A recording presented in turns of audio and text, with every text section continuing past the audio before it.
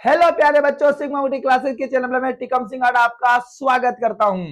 मैं आपको इस वीडियो के अंदर यानी कि जो आरबीएससी का मैथमेटिक्स का पेपर है 2021 का, उसमें चैप्टर नंबर 4 यानी कि द्विघात समीकरण बोले तो क्वाड्रेटिक इक्वेशन के क्वेश्चंस यहां पर मैं आपको सोल्व करवाने वाला हूं। और ये जो क्वेश्चन है प्यारे बच्चों, ये आरबीएससी 2026 के पेपर के लिहाज से बहुत ही ज्यादा इंपॉर्टेंट है, इसलिए वीडियो को बिल्कुल भी मिस नहीं करें और एंड तक जरूर देखें। एक और इंपॉर्टेंट इंफॉर्मेशन, मैथमेटिक्स में जितने भी 14 चैप्टर है प्यारे बच्चों, उनके पिछले 5 साल में यानी कि 2021 से लेके 2025 तक के सारे क्वेश्चंस में करवाने वाला हूं।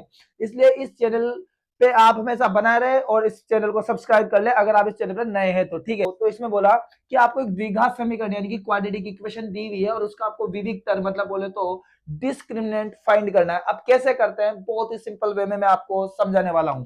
देखिए, सबसे पहले आपको इस द्विघात समीकरण यानी कि क्वाड्रेटिक इक्वेशन को लिख लेना है। तो 3x² minus 4√3x plus 4 equal to 0। इसके बाद आपको यानी कि द्विघात समीकरण का मानक रूप standard form of quadratic equation लिखनी है। वो क्या होता है, ax² plus bx plus c equal to 0। बस मामला इतना सा है। अब आपको यह थोड़ा गौर फरमाना है कि ax² के आगे कौन है, a, तो यहाँ पर x² के आगे कौन है, 3। तो यानी कि a की वैल्यू कितनी हो जाएगी प्यारे बच्चों, 3 हो जाएगी। ओके, अब यहाँ पर आप देखो x के आगे कौन है, p, तो यहाँ पर x के आगे कौन है, 4√3, लेकिन नहीं, -4√3। तो यहाँ पर बहुत सारे बच्चे गलती करते हैं, इसलिए आप सावधान हो जाइए प्यारे बच्चों। तो b की वैल्यू हो जाएगी माइनस का 4√3। अरे यस और नॉट, यस सर। अच्छा, इसके बाद c देखिए, तो c की वैल्यू कितनी, 4। तो आपने अब यहाँ पर a, b और c की वैल्यू निकाल ली है प्यारे बच्चों। अब आपने क्वेश्चन को अप्रोक्सीमेटली 50% कर लिया है। अच्छा, अब आपको निकालना है बेटा, उसने क्या बोला, उसने बोला यहाँ पर विविक्तर निकालना है। इंग्लिश में बोलते हैं बेटा इसको डिस्क्रिमिनेंट। तो इसका एक बहुत बेहतरीन फॉर्मूला आपको पढ़ाया हुआ है, d equal to b² minus 4ac। Okay, अब कुछ नहीं करना प्यारे बच्चों, d इक्वल टू इसमें b a b c की वैल्यू पुट करनी है। कहां से, तो ये देखो b की वैल्यू है -4√3, तो यहां पर लिखेंगे -4√3 का स्क्वायर माइनस 4 इंटू प्यारे बच्चों a क्या है आपका, a है प्यारे बच्चों 3 और c वो क्या है, वो है 4। इसके बाद आप थोड़ा ध्यान से समझे, तो d इक्वल टू, अब थोड़ा देखो बेटा इसको सोल्व, बहुत बेसिक तरीके से बेटा मैं आपको बताने वाला हूं, एक एक कैलकुलेशन को भी शानदार तरीके से, चिंता करने की बिल्कुल आवश्यकता नहीं है। -4√3 का स्क्वायर, तो देखो -4√3 का स्क्वायर अगर आपको नहीं आता है तो सीखिए।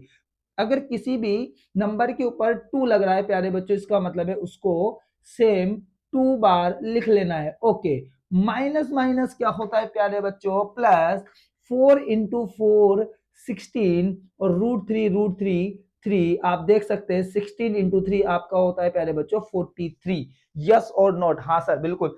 तो इसका वैल्यू आपके 48 आ जाएगा और माइनस 4 इंटू 3 12, 12 इंटू 4 फिर होता है आपका 48। अब हर बच्चा जानता है साहब 48 माइनस 48 क्या होगा, 0 होगा।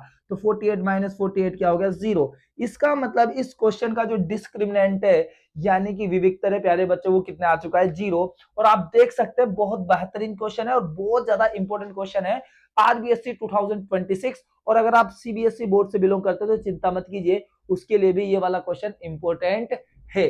ठीक है, तो आप इस क्वेश्चन का स्क्रीनशॉट लीजिए और इसी पेपर में आया हुआ एक और क्वेश्चन मैं आपको इसमें करवाता हूं। ठीक है, ठीक है। तो प्यारे बच्चों, अब यानी कि इसी पेपर में आया हुआ एक और क्वेश्चन मैं आपके सामने रखा हूं। ठीक है, इस क्वेश्चन में एक्चुअली क्या है कि देख सकते हैं आपको एक द्विघात समीकरण यानी कि क्वाड्रेटिक इक्वेशन दी हुई है और आपसे मूलों की प्रकृति यानी कि नेचर ऑफ रूट्स जो है आपसे पूछे हुए। सर इस क्वेश्चन को कैसे करते हैं मैं आपको बता दूं, जैसे हमने पिछला क्वेश्चन किया था अप्रोक्सीमेटली सेम कॉन्सेप्ट के साथ इस क्वेश्चन को करने वाले हैं। तो फिर आप ध्यान से इसको सीखिए। सबसे पहले आपको क्या करना है प्यारे बच्चों, समझ लीजिए कि ये जो आपको द्विघात समीकरण दी हुई है इसको लिख लीजिए 2x² plus x minus 1 equal to 0 लिख लिया। अब इसकी जो तुलना है वो कंपैरिजन जो है वो ax² plus bx plus c equal to 0 से कर दीजिए। मैं आपको बता दूं, इसको हम द्विघात समीकरण का मानक रूप यानी कि standard form of quadratic equation कहते हैं। अब यहां से आपको क्या करना है बेटा, ए की वैल्यू, उसके बाद बी की वैल्यू और उसके बाद सी की वैल्यू आपको निकालनी है। आप देख सकते हैं कि एक्स स्क्वायर के आगे कौन है, ए, तो यहाँ पर एक्स स्क्वायर के आगे कौन है, 2, तो मतलब ए की वैल्यू क्या हो जाएगी मेरे भाई, तो यानी कि वो हो जाएगी 2। यहाँ देख सकते हैं प्यारे बच्चों एक्स के आगे कौन है, बी, तो यहाँ एक्स के आगे कोई नहीं है भैया, जिसका कोई नहीं है सबका मालिक बेटा एक, तो यानी कि यहाँ पर एक्स के आगे बी है, यहाँ पर एक्स के आगे कौन है, 1 है, तो मतलब बी की वैल्यू क्या हो जाएगी बेटा, यहाँ पर 1 हो जाएगी। इसके बाद देखो यहाँ पर कौन है बेटा, सी, और यहाँ पर कौन है 1, लेकिन यहाँ पर पूरा -1 आपको लेना है, तो सी की वैल्यू क्या हो जाएगी, -1। इसके बाद अगर आपको मूलों की प्रकृति यानी कि नेचर ऑफ रूट्स चाहिए, तो उसके लिए मैं आप बोल देता हूं, यहाँ पर आपको क्या निकालना है प्यारे बच्चों, तो आपको निकालना है मूलों की प्रकृति। ठीक है, क्या निकालना बेटा, मूलों की प्रकृति, इंग्लिश में बोले तो नेचर ऑफ रूट्स आपको यहाँ पर चाहिए, नेचर ऑफ रूट्स आपको यहाँ पर चाहिए। ठीक है, तो आपको कुछ नहीं करना, आपको एक फॉर्मूला याद रखना है, d equal to B square minus 4ac। इसको क्या बोलते हैं, तो इसको हम बोलते हैं विविक्तर। क्या बोलते हैं बेटा इसको, विविक्तर। ठीक है, विविक्तर यानी कि इंग्लिश में इसको हम बोल देते हैं डिस्क्रिमिनेंट। क्या बोलते हैं, डिस्क्रिमिनेंट। ओके, तो ये हो गया आपका डिस्क्रिमिनेंट। ओके, अब इससे क्या होता है, तो बेटा इससे ही B square D equal to B square minus 4ac, ये जो वाला फॉर्मूला है, इससे ही मूलों की प्रकृति का हमें पता लगता है। अब सर कैसे, तो मैं आपको थोड़ा सा बताता हूं। पहले आप इसमें इस फॉर्मूले में ए बी सी की वैल्यू पुट कीजिए। जैसे बी का वैल्यू क्या है, तो यानी कि 1, तो यहाँ पर हो जाएगा 1 का स्क्वायर माइनस 4 इंटू ए का वैल्यू क्या है, तो आप देख सकते हैं ए का वैल्यू 2, तो ये हो जाएगा 2। सी का वैल्यू क्या है प्यारे बच्चों, -1, तो ये है c -1, तो ये हो जाएगा यहाँ पर माइनस का 1। ओके, अब यहाँ पर आप थोड़ा सा ध्यान से देखिए, d इक्वल टू 1 का स्क्वायर कितना होगा, 1 माइनस, अब आप देख सकते हैं ये वाला माइनस आके इस माइनस को क्या करेगा, प्लस, तो 4 इंटू 2 कितना बचेगा आपका 8, 1 से मतलब नहीं है, तो आप देख सकते हैं बेटा d की वैल्यू 8 और 1 कितना हो जाएगा, 9, कितना हो गया 8 और 1 9। अब समझिए d की वैल्यू 9 आ गई, बहुत अच्छी बात है, लेकिन आपको ये देखना है कि d की वैल्यू पॉजिटिव है या नेगेटिव है। आप ये देखो कि 9 जो है वो पॉजिटिव है या नेगेटिव, तो हर बच्चा यहाँ पर देख सकता है बेटा ये पॉजिटिव वैल्यू है, मतलब आपका जो डी है प्यारे बच्चे वो क्या आ गया, पॉजिटिव।